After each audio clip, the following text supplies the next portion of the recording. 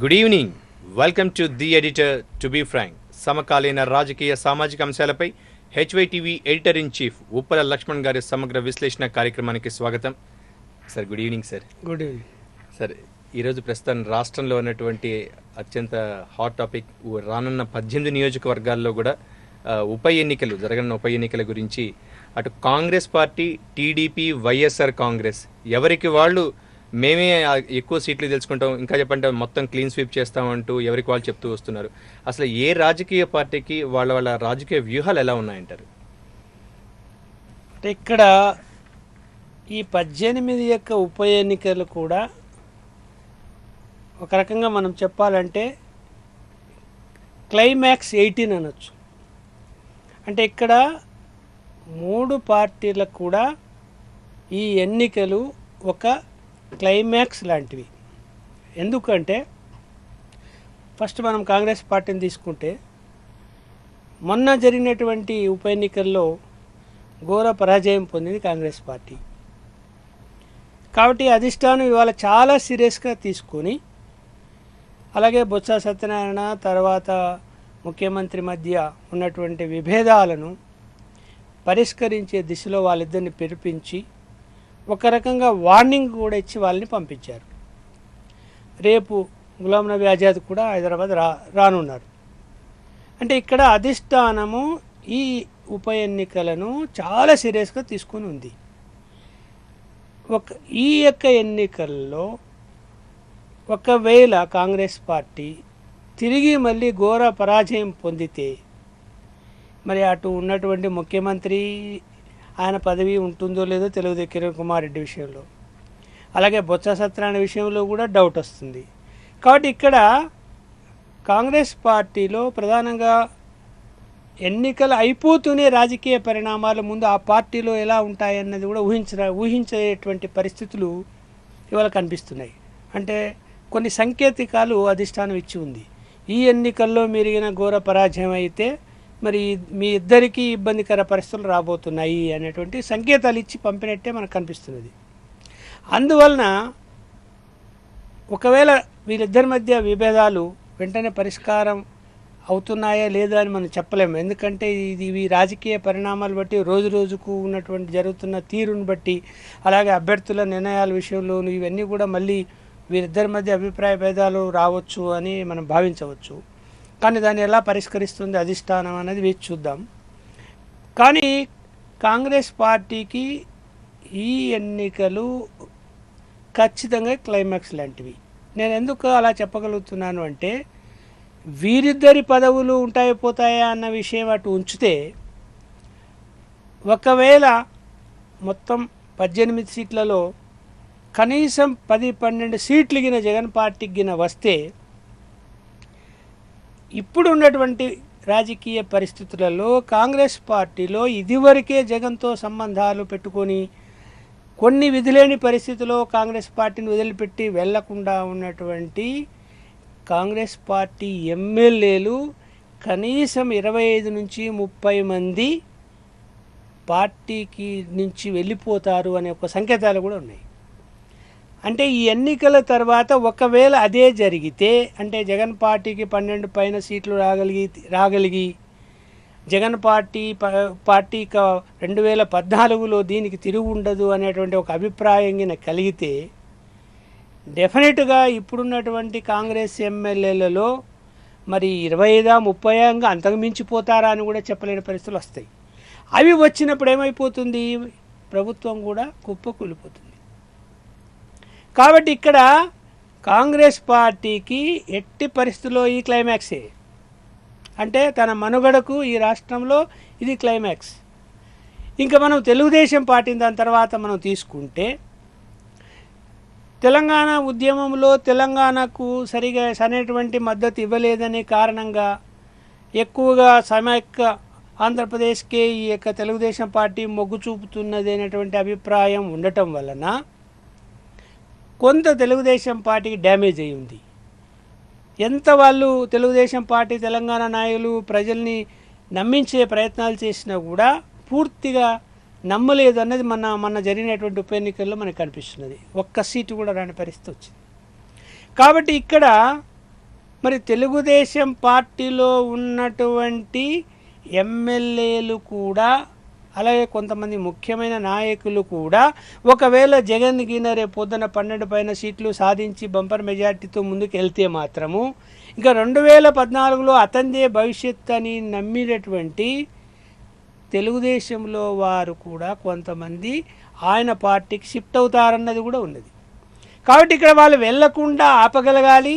అలాగే తెలుగుదేశం పార్టీని 2014 నాటికి అధికారం సాధించటానికి అది తన వ్యూహంలో భాగంగా ముందుకు వెళ్ళాలి అంటే ఖచ్చితంగా ఆ పార్టీ కూడా క్లైమాక్స్ లాంటిది ఇది.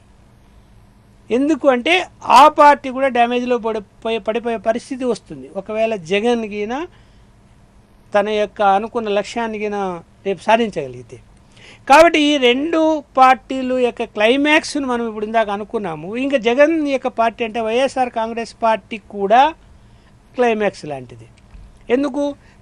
తాను కాంగ్రెస్ పార్టీని వ్యతిరేకించారు.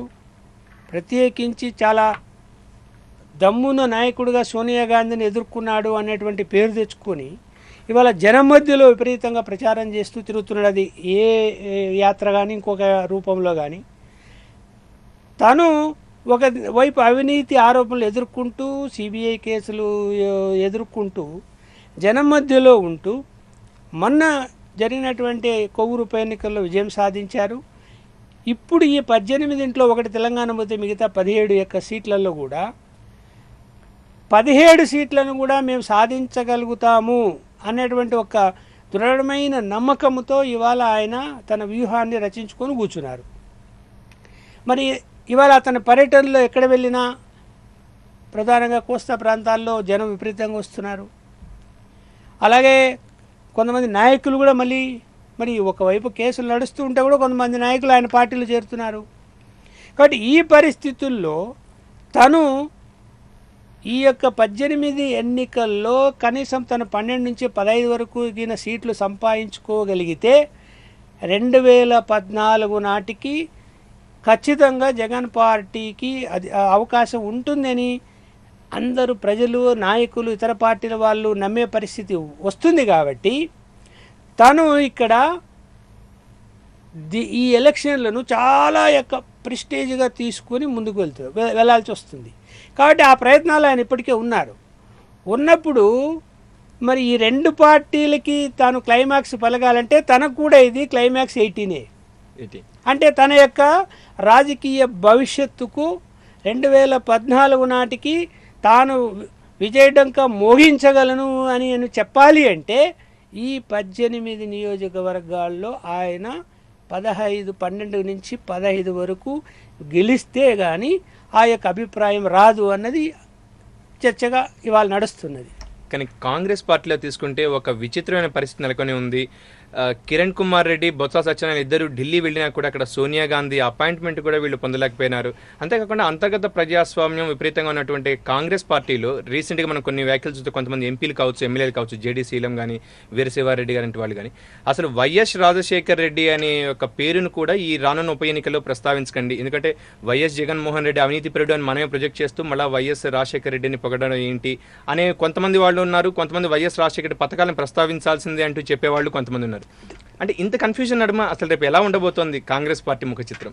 అంటే ఇక్కడ ఇవాళ కాంగ్రెస్ పార్టీ ఈ విషయంలో అంటే ఇప్పుడు ఉప ఎన్నికలు అంటే ఖచ్చితంగా కాంగ్రెస్ పార్టీ తన యొక్క విధాన నిర్ణయాలని జనం ముందు పెట్టాలి.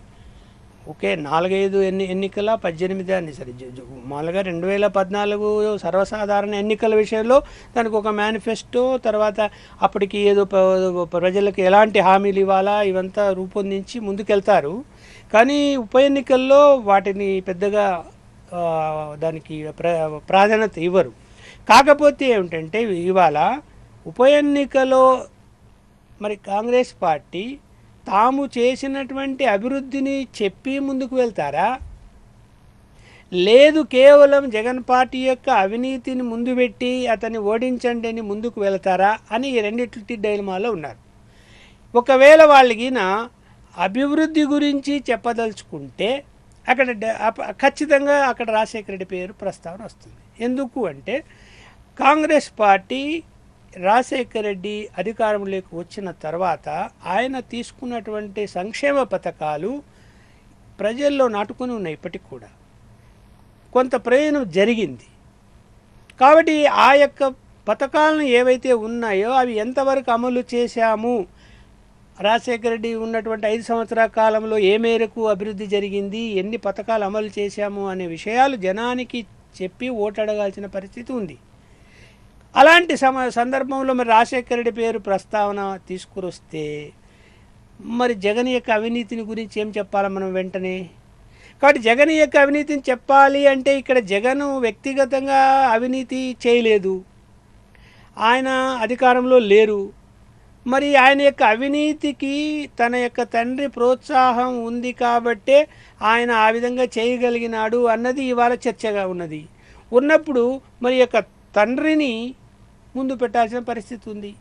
తండ్రిని ముందు పెట్టినప్పుడు మరి యొక్క రాజశేఖర రెడ్డి మీద ఉన్నటువంటి అభిమానం ఏమైపోతుంది ప్రజల్లో? మరి ఆయన కూడా అవినీతి పరుడుగా ఇద్దరు కలిసి అవినీతి చేశారని చిత్రీకరించితే కాంగ్రెస్ పార్టీ యొక్క భవిష్యత్తు ఏమిటి? అక్కడ ప్రజలు ఎలాంటి భావనను అర్థం చేసుకుంటారు కాంగ్రెస్ పార్టీ విషయంలో? కానీ అక్కడ డైలమాలో పడ్డారు. ఇప్పుడు దాని మీద కొంతమంది మంత్రులేమో ఇద్దరి అవినీతికి ఇద్దరు బాగా పాత్రులే కాబట్టి మనం ఇద్దరిని ఫోకస్ చేస్తామని, లేదా అలా చేస్తే కొన్ని ఇబ్బందులు వస్తాయి, రాజశేఖర రెడ్డి మీద ఒక అభిమానం అయితే ఉంది, మనం ఆయన యొక్క అభిమానాన్ని మనం ఎన్కాష్ చేసుకోకుండా ఆయన మీద కూడా అలాంటి ఆరోపణలు మనం చేయగలిగితే మరి ఓటర్స్ మరి పూర్తిగా కాంగ్రెస్ పార్టీకి వ్యతిరేకంగా తయారవుతారేమో అనేటువంటి భయం కూడా వారిలో ఉంది. రైట్ సార్, మరిన్ని వివరాలు చర్చించే ముందు ఒక చిన్న బ్రేక్ తీసుకొని కంటిన్యూ చేద్దాం చర్చా కార్యక్రమాన్ని. Let's take a short break in the editor to be Frank.